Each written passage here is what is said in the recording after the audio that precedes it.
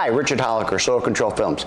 I'm with Bill Stewart today. He's graciously volunteered to do another PPF class for us, so thank you very much, Bill, for coming to St. Louis. Thank you for having me.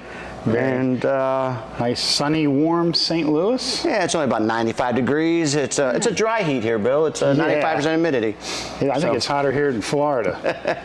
But anyway, let's take a little advantage of the time we have together and talk about what's going on. There's been some exciting news in the industry. I'll tell you, the year 2026 is halfway done, and there's been quite a bit of industry movement.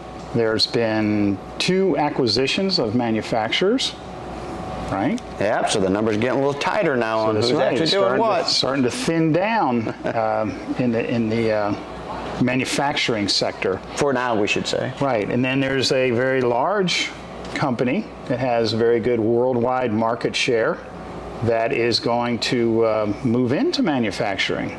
So that's going to be an interesting evolution to come. And it's going to take a few years, I would suspect. Yeah, dialing those machines in and whatnot. Dialing machines in, getting new equipment, getting operators, just to get all the moving parts and get product out there that's market acceptable. Wow, that's probably really shake the weeds in the white box market, huh?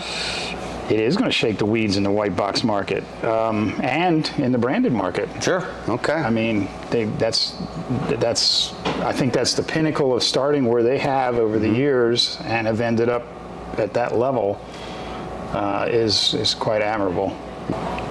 There was a new dealer competition. Oh yeah, down in Georgia, right? Yes, in Georgia last weekend or the weekend before last, perhaps. Right, that's exciting. So time goes by.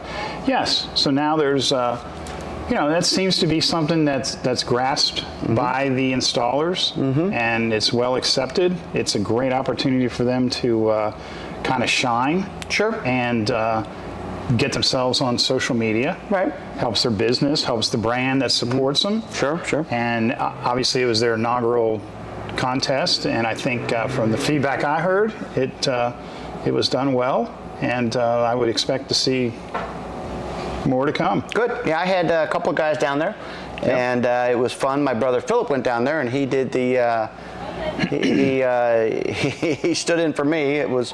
I couldn't quite get there, and he volunteered, so I appreciate it. Thank you, Philip.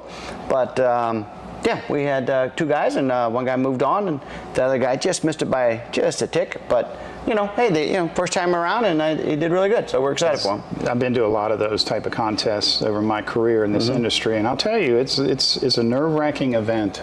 These guys, they tint in their own little world, and then they get put in front of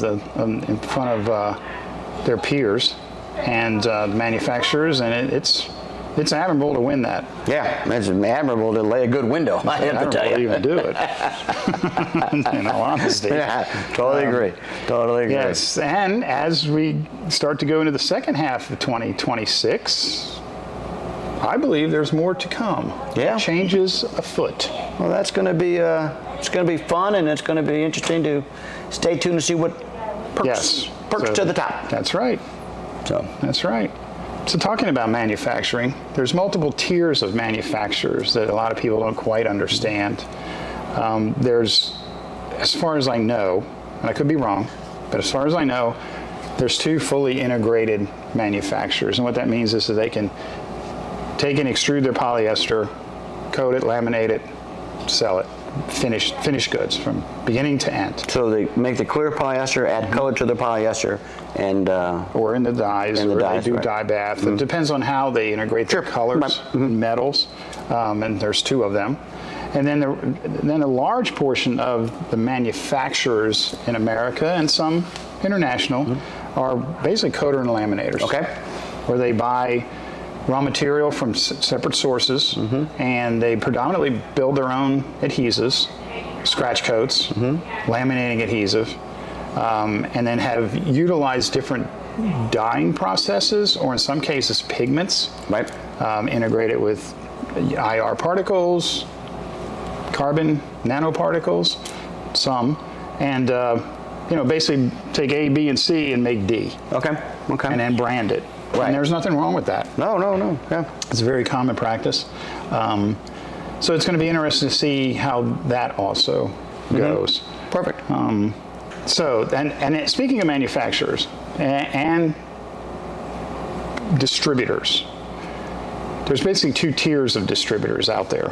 One is the branded distributor, i.e., it's like Richard has Solar Control films, and that is considered a private label brand and a white box brand, but it gives him the freedom to choose from multiple manufacturers to build out a competitive lineup of products that are tested, that are true. Right. And it could be from multiple manufacturers, international manufacturers and domestic manufacturers. And that also holds true to the flat glass architectural line of products. Okay, so it's a big portion of the business. So we experienced a lot of moving and shaking going on, and probably more to come.